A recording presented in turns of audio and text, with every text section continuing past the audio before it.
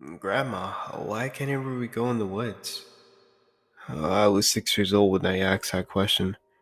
My parents had always told me to stay away from the woods, and whenever I asked them why, they'd always avoid the question. I was curious, and my grandmother turned to look at me. Even at such a young age, I realized the expression on her face was somehow off. Well, because of the man in white. She noticed my confusion. Your parents have never told you about him?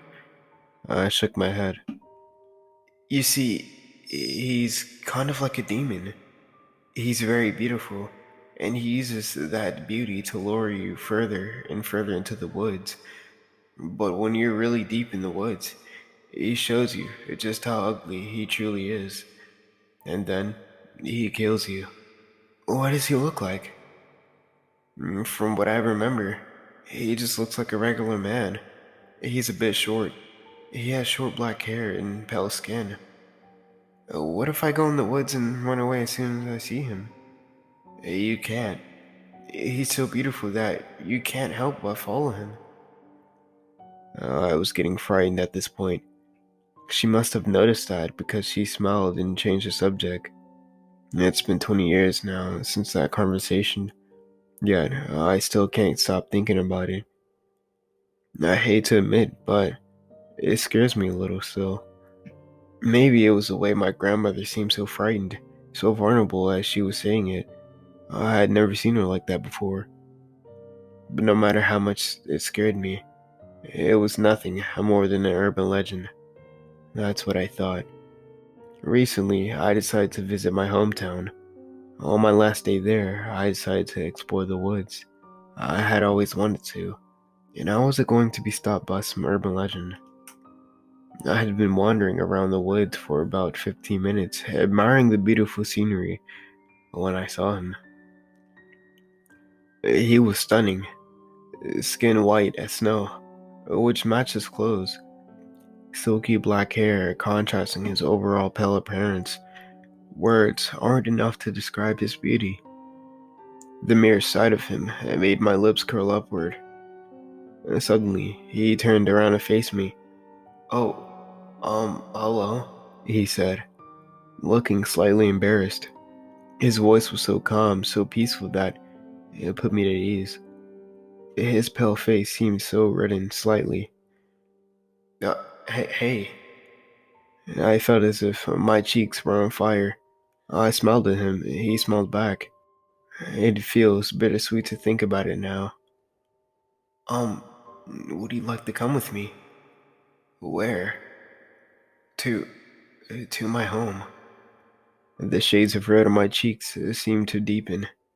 Okay, sure. He gently touched my hand, which almost made me jump. Um, do you mind if I... Not at all. Our fingers intertwined, and we started to walk through the forest. As we talked, I noticed the forest became more and more beautiful. The trees seemed to become taller, and the leaves thickened. It was mesmerizing.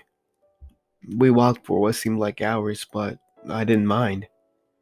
Everything around me was so beautiful that every second with him felt like heaven. Plus, the destination would be worth it. We finally arrived at the small wooden cabin. We're here, he said, opening the door.